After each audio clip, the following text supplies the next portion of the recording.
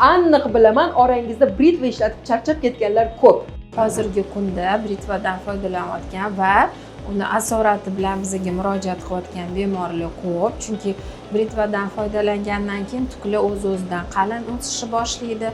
Bir xil paytlarda ular teri ichiga o'sishni boshlaydi. Shundan ko'p bemorlar shikoyat qilib bizga murojaat qilishyapti. Ko'pchilik aytadi, yuzidagi tuklarni iplar orqali oldiramiz deyishadi. Bu o'z-o'zidan asorat qoldiradi. Nima sababdan? Teri shikastlangandan keyin quyoshga chiqqanda shu bemorlarning yuzida ikkinchi muammo kelib chiqadi. Bu terida giperpigment dog'lar paydo bo'lishi. Taklif qilamizki, britva orqali foydalaninglar. Vosklar bilan yuzlarni masalan yoki badandagi terilarni, sochlarni oldirish maqsadida xalos bo'lmoqchi bo'lsanglar, apparatni epilyatsiyaga kelinglar. Bu birinchidan bu sochlarni ham yupqalashtiradi, ham ulardan tezroq xalos bo'lishga yordam beradi. Ikkinchidan, bularda muzlatish sistemasi yo'lga qo'yilganligi va kuchli bo'lganligi sababli terini kamdan kam holatlarda shikastlashi mumkin.